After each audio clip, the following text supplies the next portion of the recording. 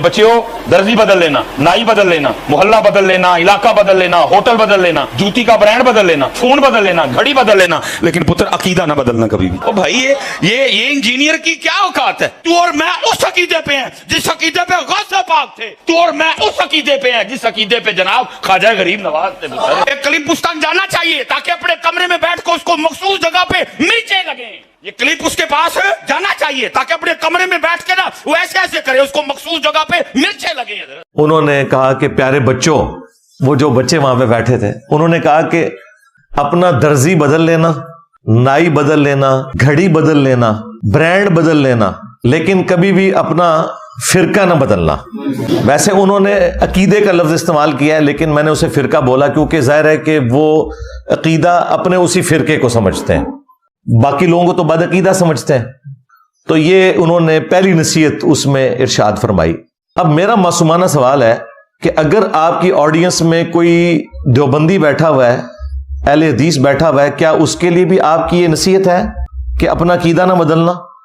तो ये कहेंगे नहीं, ये तो बदअकीदा है, इसे अपना अकीदा बदलना चाहिए, यही कहेंगे ना। इसका मतलब है कि आप एक फिरके की दावत दे रहे हैं, इस्लाम की दावत नहीं दे रहे। और माजरत के साथ इसी तरह के जज्बात बाकी उलमा और फिरकों के भी आपके बारे में यही हैं कि इनके फिरके में ना जाना। एक ही बीमारी है जो हर तरफ है।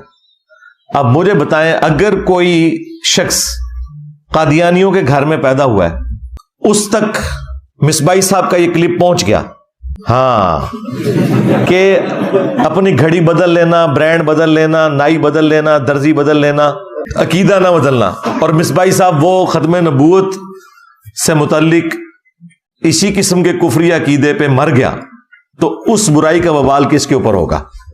इनके ऊपर होगा। तो ये कहेंगे नहीं, उसको तो बदलना चाहिए। तो भाई आपको क्यों नहीं बदलना चाहिए? आपको यह कहना चाहिए कि भाई आपने अपने आप को कुरान और सुन्नत के मुताबिक करना है, क्योंकि नबी सल्लल्लाहु अलैहि वसल्लम ने हज्जतुल वदा के मौका पर दो चीजें छोड़ी थी, एक अल्लाह की किताब और उसके नबी की सुन्नत। अल मुस्तदरक बिल हाकिम में सही सनद से हदीस मौजूद है।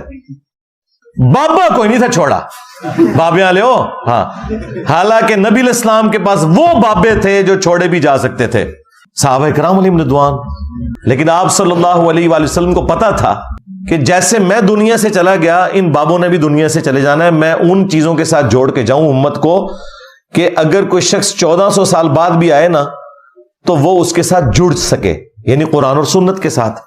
आज की डेट में तो हजरत अबू बकर का वही स्टेटस है जो रसूलुल्लाह का है, यानी दोनों दुनिया से चले गए। हजरत उमर, उस्मान, अली रदियल्लाहु अन्हुम अजमईन व अलैहिमुस्सलाम अजमईन का वही स्टेटस है जो नबी इस्लाम का है कि दुनिया से चले गए। हत्ता कि आखिरी सहाबी को भी फौत हुए हुए 1350 साल गुजर चुके हैं।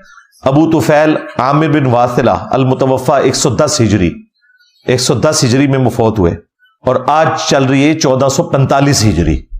तो नबी इस्लाम ने किताब व सुन्नत के साथ जोड़ा। या फिर गदीर खुम पे फरमाया कुरान और अहलुल बैत, दो चीजें छोड़ के जा रहा हूं। और उसमें कुरान के लिए तो स्पेसिफिकली फरमाया कि ये अल्लाह की किताब है, इसमें हदायत है, इसमें नूर है। तुम अल्लाह की किताब को पकड़ो, अपना ताल्लुक इसके साथ मजबूत करो। अल्लाह की किताब अल्लाह की रस्सी है, जो इसे पकड़ेगा वो हदायत पे होगा, जो छोड़ देगा वो गुमराह हो जाएगा। और फिर दूसरी भारी चीज मेरे अहलुल बैत है, मैं अपने अहलुल बैत के मामले में तुम्हें अल्लाह का खौफ दिलाता हूं। ये बात आप इस्लाम ने 3 दफा रिपीट की, मैं अपने अहलुल बैत के मामले में तुम्हें अल्लाह का खौफ दिलाता हूं, मैं अपने अहलुल बैत के मामले में तुम्हें अल्लाह का खौफ दिलाता हूं। तो अल्लाह के फजल से ये हमारा प्लेटफॉर्म है जो कुरान और सुन्नत पे खड़ा है, तौहीद के एतबार से, अकायद के एतबार से, आमाल के एतबार से, और अहलुल बैत का दिफा भी इसी प्लेटफॉर्म से हो रहा है। और अहलुल बैत के दुश्मनों को नंगा करने वाला प्लेटफॉर्म भी हमारा प्लेटफॉर्म है कुरान और सुन्नत की रोशनी में। तो हम तो गदीर खुम पे खड़े हैं भाई, हम तो हज्जतुल वदा पे खड़े हैं, और तुम ये कह रहे हो कि अपना अकीदा ना बदलना। भाई तुम्हें कहना चाहिए कि तुम्हें अपने आप को नबी इस्लाम के साथ जोड़ना है, ना कि ये बाबों के अकीदों के साथ जोड़ना है जो तुम्हारे बाबे अकीदे बता के गए। अच्छा, ज़िम्नन मुझे एक बात यहां पे याद आ गई। ये अक्सर जो मिसबाई साहब है ना, ये आपको ये भी कहते हुए नजर आएंगे कि बुजुर्गों ने कलमा पढ़ाया। तो जिन बुजुर्गों ने तुम्हें कलमा पढ़ाया, तुम उनके अकायद के साथ इख्तलाफ करते हो। तो सबसे पहले तो मैं इस पे इनको ये इल्जामी जवाब दूंगा कि जिन बुजुर्गों ने ईरान में کلمہ پڑھا کے لوگوں کو مسلمان کیا، خواہ وہ شیعہ فرقے سے تھے، کیا ان کا احترام تم کرتے ہو؟ تو کہیں گے نہیں، ان کے عقیدے خراب ہیں۔ تھوڑے بابے نے بھی عقیدے خراب نے۔ چشتی رسول اللہ پارٹی، ہاں، صاحب اور سکر علی پارٹی، دیکھیں نا، جب اپنے اوپر پڑے پھر اس تکلیف کا اندازہ ہوتا ہے۔ اور 90 لاکھ نو کلمہ پڑھا ہے، اور 90 لاکھ آبادی نہیں سی، جھوٹے ہو۔ 633 ہجری میں معین الدین چشتی فوت ہوئے ہیں، آج چل رہا ہے 1445 ہجری۔ اس زمانے میں 90 لاکھ کی آبادی کہاں تھی؟